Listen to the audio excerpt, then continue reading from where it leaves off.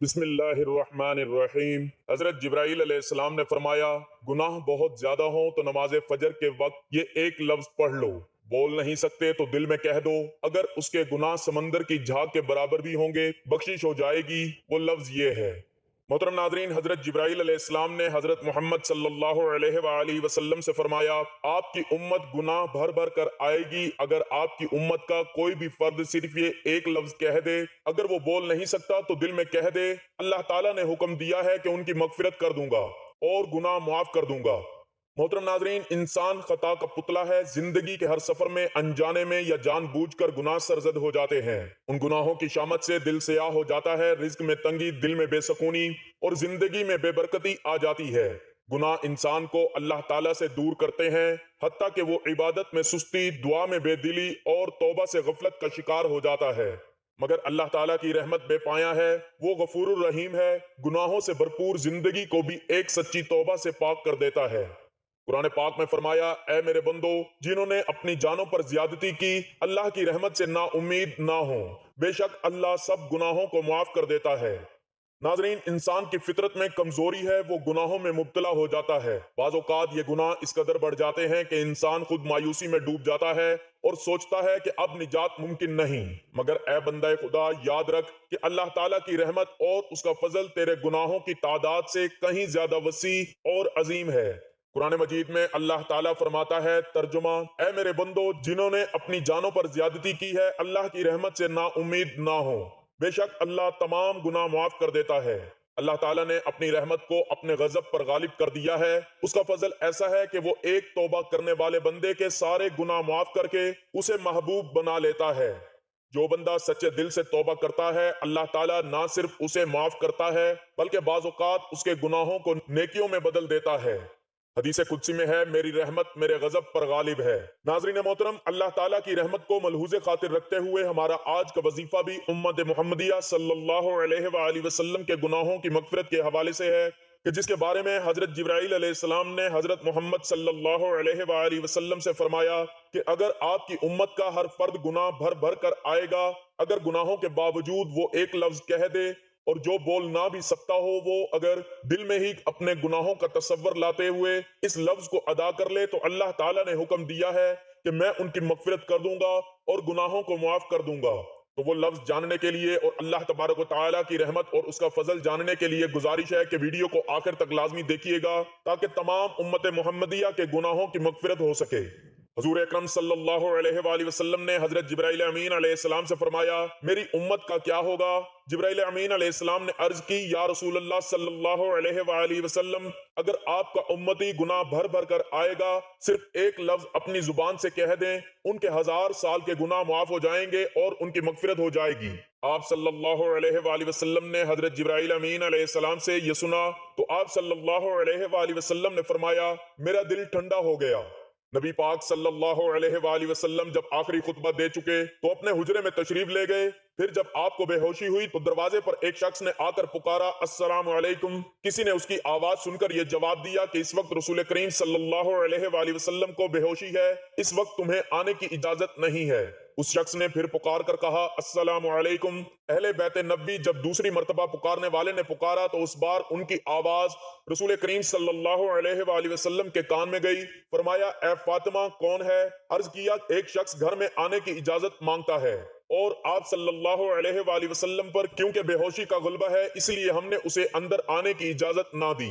فرمایا، فاطمہ، تمہیں نہیں پتا کہ یہ کون کھڑا ہے؟ اجازت مانگ رہا ہے۔ یہ گھروں کو ویران کرنے، قبروں کو آباد کرنے والا، بچوں کو یتیم کرنے والا، عورتوں کو بیوہ کرنے والا، دوستوں کو دوستوں سے چھڑانے والا، یہ ملک الموت حضرت عزرائیل علیہ السلام ہے، اسے جلدی آنے کی اجازت دے دو۔ جب حضرت فاطمہ رضی اللہ تعالی عنہا نے یہ سنا کہ ملک الموت حضرت عزرائیل علیہ السلام آئے ہیں تو بے ساختہ رو پڑی، ہائے مدینہ آج ویران ہو جائے گا۔ یا اللہ، تیرے رسول پاک صلی اللہ علیہ وآلہ وسلم تو آج جا رہے ہیں، یہ ملک الموت ان کو لینے کے لیے آئے ہیں۔ ادھر ملک الموت مکان کے اندر تشریف لائے، ادھر رسول اللہ صلی اللہ علیہ وآلہ وسلم بے ہوش ہو گئے۔ حضرت فاطمہ رضی اللہ تعالی عنہا نے فرمایا، رسول اللہ صلی اللہ علیہ وآلہ وسلم، آج آپ کو کیا ہوا؟ پھر بہت روئیں۔ آپ صلی اللہ علیہ وآلہ وسلم کو ہوش آیا۔ فرمایا کہ اے فاطمہ، اتنا نہ رو، کیونکہ آپ کے رونے کے ساتھ آسمان کے فرشتے اور حاملان عرش بھی روتے ہیں۔ رسول خدا صلی اللہ علیہ وآلہ وسلم نے اپنے ہاتھ سے فاطمہ رضی اللہ تعالی عنہ کے آنسو پونچھے اور فرمایا ان قریب سب سے پہلے اے فاطمہ تم مجھ سے آن ملو گی۔ پھر ملک الموت سے فرمایا اے ملک الموت اس وقت حضرت جبرائیل علیہ السلام کہاں ہے؟ عرض کیا یا رسول اللہ صلی اللہ علیہ وآلہ وسلم اس وقت وہ 7ویں آسمان پر ہیں۔ آسمان کے ملائکہ حضرت جبرائیل علیہ السلام کو تعزیت دے رہے ہیں، اے جبرائیل علیہ السلام آج تمہاری رسالت، آج تمہارا قرآن پہنچانا بھی تمام ہوا۔ اگر جناب محمد رسول اللہ صلی اللہ علیہ وآلہ وسلم وصال فرما گئے تو حضرت جبرائیل علیہ السلام بھی دنیا سے گئے۔ اتنے میں حضرت جبرائیل علیہ السلام آئے اور کہا اللہ تعالیٰ نے آپ صلی اللہ علیہ وآلہ وسلم کو سلام فرمایا ہے، آپ کا مزاج پوچھا ہے۔ فرمایا کہ اے جبرائیل علیہ السلام اس عالم میں میرے لیے کیا تیار کیا گیا ہے؟ عرض کیا یا رسول اللہ صلی اللہ علیہ وآلہ وسلم آپ کے آنے کی خوشی میں دوزخ کو ٹھنڈا کر دیا گیا ہے، جنت آراستہ کر دی گئی ہے، آسمان پر فرشتے آپ صلی اللہ علیہ وآلہ وسلم کے منتظر ہیں، دربان جنت کا دروازہ کھولے آپ کا انتظار کر رہا ہے۔ فرمایا اے جبرائیل علیہ السلام بتاؤ میری امت کے لیے کیا حکم ہے؟ فرمایا کہ جس کے ہونٹوں میں جان رہ جائے گی وہ بھی اگر دل میں توبہ کرے یا توبہ کے لیے ہونٹ ہلائے گا تو بھی 1000 برس کے گناہ معاف ہو جائیں گے، اور جس نے توبہ کی اس کو آپ اپنی شفاعت سے بخشوا دیں گے، آپ جس کی بھی شفاعت فرمائیں گے وہ بخشا جائے گا، آپ غم نہ کھائیں۔ اتنے میں ایک اور فرشتے نے حاضر خدمت ہونے کی اجازت طلب کی۔ رسول اللہ صلی اللہ علیہ وآلہ وسلم نے فرمایا کہ جبرائیل علیہ السلام یہ کون ہے؟ عرض کیا یہ حضرت اسرافیل علیہ السلام فرشتہ ہے، آسمانی دنیا کا دروغہ ہے۔ جس دن اس نے آپ کو معراج کی شب میں دیکھا آپ کے جمال کا عاشق ہوا ہے، آج اسے معلوم ہوا ہے کہ رسول خدا صلی اللہ علیہ وآلہ وسلم وصال پائیں گے۔ اس نے بارگاہ اقدس میں عرض کی میں نے رب الہی سے عاجزانہ دعا کی تھی کہ مجھے ایک مرتبہ اپنے نبی پاک صلی اللہ علیہ وآلہ وسلم کی زیارت ان کی زندگانی میں کرنے کا موقع عنایت فرمایا جائے۔ یہ فرشتہ اللہ رب العزت سے اجازت لے کر حضور پاک صلی اللہ علیہ وآلہ وسلم کی زیارت کرنے کے لیے حاضر ہوا ہے۔ رسول خدا صلی اللہ علیہ وآلہ وسلم نے ارشاد فرمایا کہ اے ملک الموت تم میری زیارت کرنے آئے ہو یا میری روح قبض کرنے کے لیے آئے ہو؟ حضرت اسرائیل علیہ السلام نے عرض کیا مجھے خدا پاک نے حکم دیا کہ جو مرضی ہمارے رسول پاک صلی اللہ علیہ وآلہ وسلم کی ہو ویسا ہی کرنا، اگر جناب کی مرضی پاؤں تو روح قبض کر لوں ورنہ زیارت کر کے واپس چلا جاؤں گا۔ اس وقت رسول خدا صلی اللہ علیہ وآلہ وسلم نے حضرت جبرائیل علیہ السلام کی طرف دیکھا۔ حضرت جبرائیل علیہ السلام نے فرمایا یا رسول اللہ صلی اللہ علیہ وآلہ وسلم خداوند کریم نے آپ صلی اللہ علیہ وآلہ وسلم کو بلایا ہے اور اب آپ کا دنیا میں رہنا پسند نہیں کرتے۔ یا رسول اللہ صلی اللہ علیہ وآلہ وسلم پورا آسمانی عالم آپ کی زیارت کا مشتاق ہے، کیونکہ آج آسمان کو سجا دیا گیا ہے، حوروں کو بلا خوف و خطر بننے سنورنے کا حکم ملا ہے کہ اگر آپ آسمان پر لے جانا چاہیں تو آپ کو ہم لے چلیں، اگر آپ یہیں دنیا میں رہنا چاہتے ہیں تو آپ کی مرضی، اور ملائکہ آپ صلی اللہ علیہ وآلہ وسلم کے منتظر ہیں۔ رسول خدا صلی اللہ علیہ وآلہ وسلم کو ثابت ہوا کہ اب اللہ کو یہی منظور ہے کہ دار فنا کو چھوڑ دوں اور دار بقا کو اختیار کروں۔ آپ صلی اللہ علیہ وآلہ وسلم نے فرمایا کہ اچھا میری ازواج کو سامنے بلاؤ۔ سب بیویاں آپ صلی اللہ علیہ وآلہ وسلم کی خدمت اقدس میں حاضر ہوئیں۔ آپ نے کہا کہ دیکھو تم صبر کرنا اور تقوی اختیار کرنا، اپنے گھروں سے باہر نہ نکلنا۔ حضرت ام سلمہ رضی اللہ تعالی عنہا نے عرض کیا یا رسول اللہ صلی اللہ علیہ وآلہ وسلم کیا حال ہے؟ فرمایا کہ اب وقت قریب آ گیا ہے کہ تم آج کے بعد میری آواز نہ سنو گی اور نہ ہی مجھ کو دیکھو گی۔ اور پھر فرمایا اے فاطمہ میری بیٹی حسن اور حسین کو بلانے کے لیے کسی کو بھیجو۔ حضرت فاطمہ رضی اللہ تعالی عنہا نے کسی آدمی کو کہا بہت جلد حسن اور حسین کو بلا لاؤ، کیونکہ سید المرسلین صلی اللہ علیہ وآلہ وسلم کی وفات کا وقت بہت قریب ہے۔ وہ شخص حضرت حسن حضرت حسین رضی اللہ تعالیٰ عنہ کو بلانے گیا تو راستے میں حضرت حسن اور حضرت امام حسین رضی اللہ تعالیٰ عنہ اس وقت بچے تھے اور اپنے گھر کی طرف سفر پر گامزن تھے، اور قاصد نے عرض کیا کہ جلدی چلو تمہیں حضرت محمد صلی اللہ علیہ وآلہ وسلم نے بلایا ہے۔ حضرت حسن کو حضرت امام حسین رضی اللہ تعالیٰ عنہ نے دیکھتے ہوئے فرمایا کہ میں نے کہا تھا نا بھائی جان کہ میرا دل آج بہت افسردہ ہے کہ آج میں نانا جان کی خدمت اقدس میں رہوں۔ میرا دل مانتا تھا کہ آج کچھ ہونے والا ہے، اس لیے ہم پہلے سے ہی گھر کی طرف چل نکلے تھے۔ حضرت حسن اور حضرت حسین رضی اللہ تعالیٰ عنہ نے فرمایا کہ اتنی جلدی کیوں ہے؟ کیا ہمارے نانا جان کا آخری وقت ہے کہ آپ صلی اللہ علیہ وآلہ وسلم وفات فرمائیں گے؟ دونوں شہزادے گھبراتے ہوئے حاضر ہوئے۔ رسول خدا صلی اللہ علیہ وآلہ وسلم نے ان کو اپنے پاس بٹھا کر ان کے سروں پر ہاتھ پھیر کر فرمایا کہ میری امت کے ظالم تم پر ظلم کریں گے۔ حضرت فاطمہ رضی اللہ تعالی عنہا نے عرض کیا کہ حضور صلی اللہ علیہ وآلہ وسلم اگر ان پر ظلم ہوگا تو یہ آپ صلی اللہ علیہ وآلہ وسلم کے بعد کس کو کہیں گے؟ اس پر رسول خدا صلی اللہ علیہ وآلہ وسلم نے فرمایا کہ اللہ ہی ان کے لیے کافی ہے۔ حضرت حسن اور حضرت حسین رضی اللہ تعالیٰ عنہ آپ کی وفات کی باتیں سن کر روئے۔ ان کی آواز سے جو مجمع صحابہ کرام رضوان اللہ علیہم اجمعین کا حجرہ شریف کے چاروں طرف جمع تھے وہ سب رونے لگے۔ حضرت جبرائیل علیہ السلام نے عرض کی کہ یا رسول اللہ صلی اللہ علیہ وآلہ وسلم، آپ کے بعد آپ کی امت کا رکھوالا کون ہوگا؟ یہ سن کر آپ صلی اللہ علیہ وآلہ وسلم اتنا روئے، آپ صلی اللہ علیہ وآلہ وسلم کا چہرہ انور آنسو سے تر ہو گیا۔ حضرت ام سلمہ رضی اللہ تعالی عنہا نے کہا کہ اے رسول خدا صلی اللہ علیہ وآلہ وسلم، آپ تو ہر صورت میں اچھی جگہ تشریف لے جاتے ہیں، آپ صلی اللہ علیہ وآلہ وسلم کیوں روتے ہیں؟ فرمایا کہ میں اپنی امت سے جدائی کے صدمے میں روتا ہوں۔ جب صحابہ کرام کے رونے کی آوازیں بلند ہوئیں تب آپ صلی اللہ علیہ وآلہ وسلم نے ارشاد فرمایا، اے علی، میرے حجرے کا پردہ اٹھاؤ، میں ایک نظر اپنی امت کو دیکھ لوں۔ حضرت علی رضی اللہ تعالیٰ عنہ نے پردہ ہٹایا اور صحابہ کرام کو پاس بلایا۔ جب وہ دیوانوں کی طرح رونے لگے تب آپ نے فرمایا، اے مصیبت زدہ لوگو، صبر کرو، میں جاتا ہوں تمہارے لیے حوض کوثر اور جنت آراستہ کرتا ہوں، تم سب سے پہلے جنت میں جاؤ گے، تم سے پہلے کوئی امت نہ جائے گی۔ اے میری امت، دین اسلام پر قائم رہنا اور قرآن کو اپنا امام بنانا۔ اے اللہ، میں نے تیرا پیغام پہنچا دیا۔ یہ فرماتے فرماتے رسول خدا صلی اللہ علیہ وآلہ وسلم کی آنکھیں بند ہوئیں اور ماتھے پر پسینہ آیا، بے ہوشی طاری ہوئی۔ حضرت علی رضی اللہ تعالیٰ عنہ نے صحابہ کرام کو اشارے سے رخصت کیا، صحابہ کرام باہر چلے گئے۔ حضرت بی بی فاطمہ رضی اللہ تعالیٰ عنہ نے عرض کیا کہ یا رسول اللہ صلی اللہ علیہ وآلہ وسلم، میں حشر کے دن آپ کو کہاں ڈھونڈوں گی؟ فرمایا کہ لوح حمد کے نیچے۔ عرض کیا کہ وہاں پر رسول اللہ صلی اللہ علیہ وآلہ وسلم سے ملاقات نہ ہوئی۔ فرمایا کہ پھر حوض کوثر پر۔ اگر وہاں بھی نہ ہوئی تب میزان عادل کے پاس، جہاں امت کے اعمال تولے جائیں گے، یا تو پل صراط پر، میں وہاں جہنم کے کنارے پر کھڑا امت کی سلامتی سے گزر جانے کی دعا کرتا رہوں گا۔ جب رسول خدا صلی اللہ علیہ وآلہ وسلم سب کی وصیت سے فارغ ہوئے، فرمایا کہ اے ملک الموت، مجھے اپنے رب کی ملاقات کا اشتیاق ہے، اب تم جس کام کے لیے آئے ہو وہ کام کرو۔ رسول خدا صلی اللہ علیہ وآلہ وسلم کی روح قبض کرنے کی اجازت طلب فرمائی۔ ملک الموت نے روح قبض کرنا شروع کی۔ وہ تکلیف شروع ہوئی تو فرمایا، اے اللہ، موت کی بڑی سخت تکلیف ہے، الہی تو ہی یہ موت کی تکلیف آسان کرے گا۔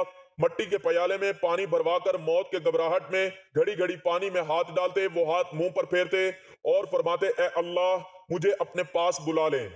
حضرت فاطمہ رضی اللہ تعالیٰ عنہ نے کہا کہ یا رسول اللہ صلی اللہ علیہ وآلہ وسلم، آج آپ کو بہت تکلیف ہے۔ فرمایا، اے فاطمہ، جب میرا انتقال ہو جائے تو کہنا ان للہ و انا الیہ راجعون۔ پھر آپ صلی اللہ علیہ وآلہ وسلم کو نزا کی تکلیف زیادہ ہوئی تو حضرت جبرائیل علیہ السلام روئے اور اپنا منہ پھیر لیا۔ رسول خدا صلی اللہ علیہ وآلہ وسلم نے فرمایا، لوگو دیکھو، نماز کی حفاظت کرنا۔ یہ فرمانے لگے، یا رب امتی، یا رب امتی، کہتے کہتے جان سینے تک سمٹ آئی، نیچے کے جسم کی جان نکل چکی تھی، مگر امت گنہگار کا کلمہ منہ پر جاری رہا۔ حضرت جبرائیل علیہ السلام نے فرمایا کہ اللہ تعالیٰ فرماتا ہے کہ ہم آپ کی امت پر 1000 درجہ آپ سے زیادہ مہربان ہیں۔ اے نبی صلی اللہ علیہ وآلہ وسلم، آپ اپنی امت میرے سپرد کر کے موت کی تکلیف کو آسان کیجئے۔ یہ سن کر فرمایا کہ اب میرا دل ٹھنڈا ہوا، اب گردن مبارک کا مہرہ ایک طرف کو میل ہوا اور روح مبارک پرواز کر گئی۔ تو ناظرین محترم، وقت کی نزاکت کو مد نظر رکھتے ہوئے آپ کو ان الفاظ کے بارے میں بتاتے ہیں کہ جن کے بارے میں حضرت جبرائیل علیہ السلام نے حضور صلی اللہ علیہ وآلہ وسلم سے فرمایا کہ اگر آپ کی امت گناہ بھر بھر کر آئے گی تب یہ الفاظ پڑھ لے، یا جو پڑھنا نہیں بھی جانتا وہ دل میں تصور کر لے گا، تب بھی اللہ تعالیٰ اس کے گناہوں کو معاف کر دے گا، اس کی بخشش فرما دے گا، اس کی زندگی بھر کے گناہ معاف کر دے گا، اس کی مغفرت کر دے گا اور اس کے لیے دنیا اور آخرت آسان کر دے گا۔ تو ناظرین محترم، یہ الفاظ آپ چلتے پھرتے کسی بھی وقت پڑھ سکتے ہیں۔ اگر آپ کسی نماز کے بعد بھی پڑھنا چاہیں تو بھی پڑھ سکتے ہیں۔ آپ فجر کی نماز کے بعد پڑھ لیں، یا اس کے علاوہ آپ اپنے دن بھر مصروف ہیں، جب آپ کو وقت مل جائے، آپ کہیں پر بھی موجود ہوں، دنیا کے کسی بھی کونے سے آپ کا تعلق ہے، تو آپ ان الفاظ کو باکثرت پڑھ سکتے ہیں۔ ان الفاظ کو پڑھنے کے لیے سب سے پہلے آپ نے باوضو ہو جانا ہے، اور باوضو ہو جانے کے بعد حضور اقدس صلی اللہ علیہ وآلہ وسلم کی ذات مبارکہ پر درود پاک کا نذرانہ پیش کرنا ہے۔ درود پاک آپ کوئی سا بھی پڑھ سکتے ہیں، آپ صلی اللہ علیہ وآلہ وسلم بھی پڑھ سکتے ہیں، آپ صلی اللہ علی محمد بھی پڑھ سکتے ہیں، لیکن درود ابراہیمی کی فضیلت اور برکت بہت زیادہ ہے، اسی لیے ثواب کے طور پر ایک مرتبہ میرے ساتھ بھی درود ابراہیمی پڑھ لیں۔ اللہم صلی علی محمد وعلی آل محمد کما صلیت علی ابراہیم وعلی آل ابراہیم انک حمید مجید۔ اللہم بارک علی محمد وعلی آل محمد کما بارکت علی ابراہیم وعلی آل ابراہیم انک حمید مجید۔ درود پاک پڑھنے کے بعد آپ نے جن الفاظ کی تسبیح کرنی ہے وہ قرآن پاک کی بہت ہی پیاری سورت کے الفاظ ہیں، وَاسْتَغْفِرُوا رَبَّكُمْ ثُمَّ تُوبُوا إِلَيْهِ إِنَّ رَبِّي رَحِيمٌ وَدُودٌ۔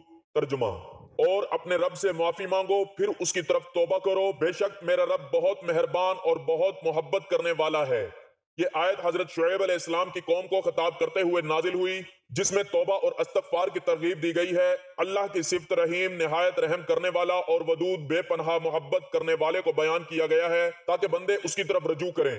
درود پاک پڑھنے کے بعد آپ نے ان الفاظ کی مکمل ایک تسبیح پڑھنی ہے، یعنی کہ پورے 100 مرتبہ آپ نے ان الفاظ کو پڑھنا ہے۔ ان الفاظ کی ایک تسبیح پڑھنے کے بعد آپ نے لا الہ الا اللہ وحدہ لا شریک لہ کو صرف 41 مرتبہ پڑھنا ہے، کیونکہ حدیث پاک میں رسول اللہ صلی اللہ علیہ وآلہ وسلم نے فرمایا جو شخص دن میں 41 مرتبہ یہ کلمہ پڑھے گا اس کے گناہ معاف کر دیے جاتے ہیں، چاہے وہ سمندر کی جھاگ کے برابر ہی کیوں نہ ہوں۔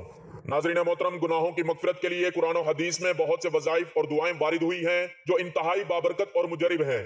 ان میں سے بعض ایسے بھی ہیں جن کے بارے میں نبی کریم صلی اللہ علیہ وآلہ وسلم نے ارشاد فرمایا کہ جو شخص یہ دعا پڑھے اللہ تعالیٰ اس کے تمام حد تک بڑے گناہوں کو معاف فرما دیتا ہے۔ تو آپ نے ان الفاظ کو پڑھنے کے بعد آخر میں درود پاک پڑھ کر اللہ تعالیٰ سے اپنے گناہوں کی پکی سچی توبہ کرنی ہے۔ توبہ یعنی سچی توبہ کہ جس کے بعد گناہ نہ کرنے کا عزم کرنا ہے، اور خلوص دل سے پچھلے تمام گناہوں پر شرمندگی اور ندامت کا اظہار کرتے ہوئے رو رو کر گڑ گڑا کر دعا کرنی ہے، کیونکہ اللہ کا فضل اور اس کی رحمت ہر چیز پر حاوی ہے۔ بس دل سے پکاریں، آنکھوں میں آنسو لا کر سچی توبہ کر کے دیکھیں، پھر دیکھیں کس طرح رب کریم اپنی رحمت کے سائے میں لے لیتا ہے۔ بس شرط یہ ہے کہ دل سے ندامت اور زبان پر استغفار ہو، اور نیت یہ ہو کہ آئندہ گناہوں سے بچا جائے گا، تو پھر اللہ تعالیٰ ایسے بندے کو نہ صرف معاف کرتا ہے بلکہ اس کے گناہوں کو نیکیوں میں بدل دیتا ہے۔ بس اللہ کی رحمت سے ہمیشہ امید رکھو اور توبہ کرتے رہو۔ جو انسان خلوص دل کے کامل یقین کے ساتھ اللہ تعالیٰ کی ذات پر بھروسہ کرتے ہوئے ان الفاظ کو پڑھتا ہے اور دل سے اللہ تعالیٰ کی طرف رجوع کرتا ہے، توبہ استغفار کرتا ہے، اللہ تعالیٰ اس کی توبہ کو ضرور قبول فرماتا ہے اور اس کے گناہوں کو معاف فرماتا ہے۔ دعا ہے کہ اللہ تعالیٰ ہمارے صغیرہ کبیرہ گناہوں کو معاف فرمائے، ہمیں اپنے پیارے آقا حضرت محمد مصطفیٰ صلی اللہ علیہ وآلہ وسلم کے احکامات پر چلنے کی توفیق عطا کرے، نیکی کی بات کو سننے سمجھنے اور اس پر عمل کرنے کی طاقت اور توفیق مرحمت فرمائے، اور ہماری توبہ قبول فرماتے ہوئے ہماری دنیا اور آخرت سنوار دے۔ میرا سنانا اور آپ کا سننا اپنی بارگاہ الہی میں قبول و منظور فرمائے، آمین۔ ناظرین، گزارش ہے کہ اللہ تعالیٰ کے 99 ناموں میں سے کوئی ایک نام لکھ کر کمنٹ سیکشن میں ضرور شیئر کریں۔ اللہ ہم سب کا حامی و ناصر ہو، آمین، جزاک اللہ۔